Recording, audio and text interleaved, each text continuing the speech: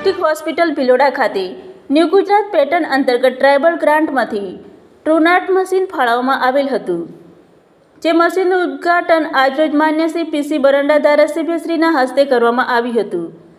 આ કાર્યક્રમમાં શ્રી ધનજીભાઈ નીનામા તાલુકા પ્રમુખ ભિલોડા, શ્રીમતી લક્ષ્મીબેન ગામેતી ચેરમેન સામાજિક ન્યાય સમિતિ તાલુકા પંચાયત ભિલોડા, શ્રી રાજુભાઈ નીનામા ઉપપ્રમુખ જિલ્લા ભાજપ અરવલ્લી, શ્રી પ્રકાશભાઈ નીનામા પ્રમુખ આદિજાતિ મોરચા અરવલ્લી, શ્રી બાબુભાઈ લટા મંત્રી આદિજાતિ મોરચા અરવલ્લી, શ્રી નટુભાઈ ગામેતી સરપંચ શ્રી વાસલી તેમજ ડીટીઓ અરવલ્લી, એમઓટીસી અરવલ્લી, ટીએચઓ ભિલોડા, અધિક્ષક એસડીએચ ભિલોડા, સ્ત્રીરોગ નિષ્ણાત એસડીએચ ભિલોડા તથા આરોગ્ય ટીમના સભ્યો ઉપસ્થિત રહ્યા હતા।